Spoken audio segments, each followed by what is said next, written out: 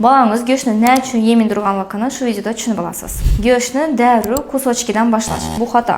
Biz go'shtni pyure shaklida yedirib boshlaymiz, aslan og'zini o'rgatamiz. Go'shtni alohida o'zini berish bu xato. Go'shtni o'rgangan vajlar bilan birgalikda tarelkada boramiz. O'rgangan sabzavotlari bilan birgalikda beradigan bo'lsak, oziqqina go'shtni solib, shunday yeyish ehtimoli ko'proq bo'ladi. Faqatgina bir xil go'sht turini berish bu xato.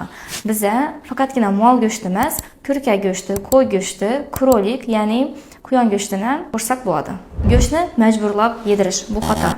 Bizda asta-sekinlik bilan mikrodoza, ozgina dozadan o'rgatib boshlaymiz. Shunda bola asta-sekinlik bilan o'rganib boshlaydi. Majburlasak, bola saylab yeydigan bolaga aylanadi. Ovqat yeyishda majburlamaymiz, har safar taklif qilaveramiz, asta-sekinlik bilan o'rganib boradi.